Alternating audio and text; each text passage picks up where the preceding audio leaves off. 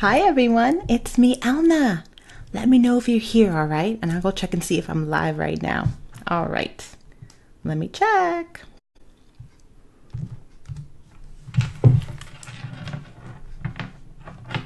All right, I think it says that I am live. Yes, I am. Hi everyone. All right.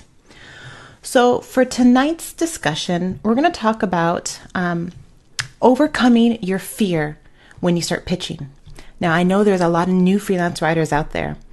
And when I ask them in my free course about what's your number one fear, a lot of them have a fear of actually getting out their writing and having people read their writing and actually have pitching. Hey, Jessica. Glad you're here. I'm going to just talk about and give you some tips to help you with that initial fear. It's common. A lot of writers have that. And you know what? With any new business or any new thing you're learning, you're going to have that initial fear of taking action. Thanks so much, everyone. I'm using a new microphone, so hopefully that helps with those silly earbuds. So I have different ones now that actually fit in my ear. Anyways, I digress. So as I was saying, for a lot of new writers, that initial fear actually stops them from taking any action further than thinking about becoming a freelance writer. They don't do anything after that. They may read a lot of blog posts. They may enroll in free courses. They may get some ebooks. They may just read a lot about the information, but then they don't do anything because they have that fear. If they have their blog post out or a sample, and then they go pitch for a job, there's this initial fear of, maybe they're going to say my writing is horrible, or that they don't want to hire me because of such and such, because of the way I write and all that. So we're going to go over some ways to sort of overcome that. But just as a side note, freelance writing is a business, and clients aren't looking for the best writer out there. They really aren't. They don't care if you have a master's degree in creative writing. They don't care if you're a journalist. They really don't care about that. What they care about is that you can write for them and help them make more money. And if you can be an engaging writer, a conversational type of writer, they will hire you. So you don't have to have the best grammar. You don't have to know everything and anything about the English language. You have to just write within your personality and write for that brand and that client. Hey, Mickey. Hi. All right. So the first thing I want you to realize, if you're ready to start pitching or you want to pitch, but you have that initial fear, is you need to honor that pitch. That's the first thing you need to sort of get in your mindset. You have to sort of change your mindset. Honor that first pitch. Honor the place that you're in at that moment. You know, maybe you have taken some little steps of action. Yes.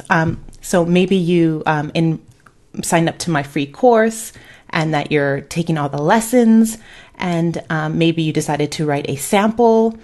And so you're taking these little steps. You may not realize it, but those are huge steps to get to that point of pitching. And now you're ready to pitch. You went to a job board, you saw some good job ads, and now you're ready. And honor that process. Honor the process of you doing that action steps. Okay, I really want you to focus on the successes that you're doing to get you to that point. Because maybe for the longest time you weren't even at the point of creating a sample, or at the point of even having a blog. So having those little milestones, those little goals, honor that, and then honor that first pitch. And then the second big thing is to realize that this is not personal.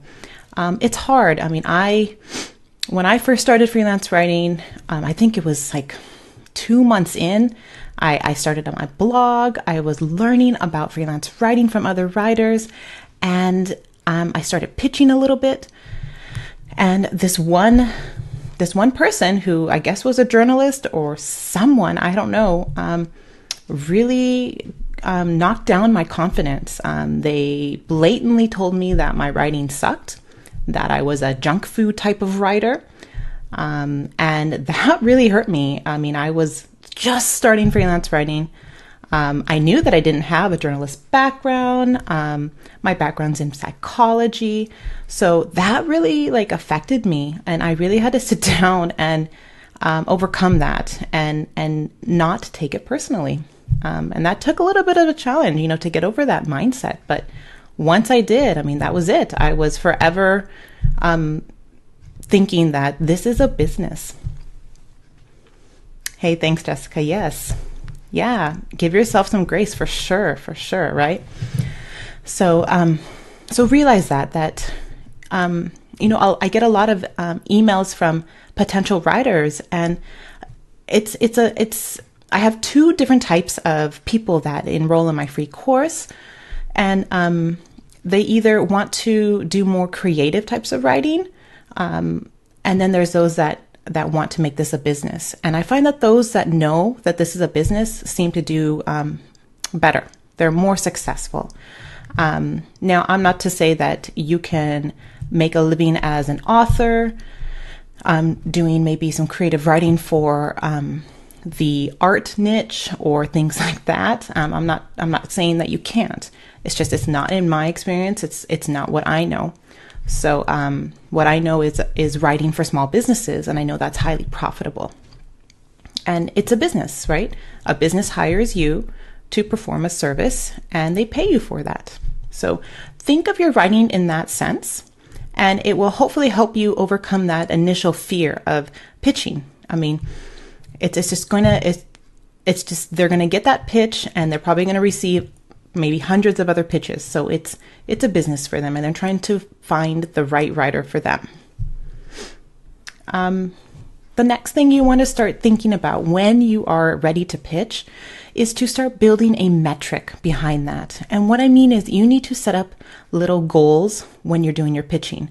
That seems to break away from that personal feeling that you have with your writing. Sort of think of it as a logistic strategy. So for example, maybe you're going to say, well, for the first 2 weeks in November, I'm going to devote my time when I can to pitching. And I'm going to try to pitch to 10 times in a day, every day for the next 2 weeks. So you're giving yourself those goals. And you can define what pitching might mean. It could be pitching to guest posts, it could be pitching to job boards, or it could be cold pitching. Whatever you decide, that strategy, start building a metric around that so that you can feel accomplished every day when you do it. And you can start off small. You can say maybe you want to pitch, you want to try pitching every day for 5 days, and you want to at least submit 3 pitches a day. Try that. Try what you are comfortable with. And once you complete that, then you can set another metric for the following week. Because pitching is all in the numbers. The more you pitch, the more opportunity you have to land a gig, even multiple gigs. So that seems to be the biggest tip that I can give you, that I give to a lot of my course students in Write Your Way to Your First 1K. And when I was doing coaching, that was the number one tip I gave to a lot of writers, is building that metric. So that pitching strategy, so that you are thinking of this as sort of a job. It's your job to find a gig, right? All right. So, and then one of the last tips that I have here is you need to always be hustling, especially if you're brand new. So once you send that first pitch, honor that first pitch, build a metric around that so that it's something that you do every day, and then build that into your business strategy as always hustling. So when you're brand new, it's your job to find clients, find work.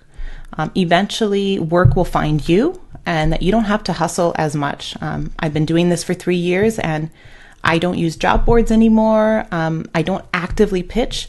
I get inquiries through referrals from my clients and from other writers, and I have clients contact me almost every day. So I'm at that place right now, which is nice because I'm a mom to twins, And when I first started, that's exactly the goal I wanted. I wanted to have clients come to me. And that's a big part of my comprehensive course that I have, is teaching others to build that platform so that you can start attracting clients. But in the beginning, you need to hustle, right? So it's just getting over that initial hump should hopefully give you enough confidence to keep on pitching and keep on going. So I don't know if anyone else has questions or not. Feel free to ask them. This was just a little Facebook Live that I wanted to help others with overcoming that initial fear. Like I said, I had that initial fear in the beginning, and I talked to my husband, and I really had to sit down and believe that this is not personal. I am a good writer, and it shows by the clients that I have and the testimonials that I have on my site. So I'm glad I didn't stop freelance writing, that didn't stop me forever. So even though you might have someone say that your writing's not that engaging, don't give up.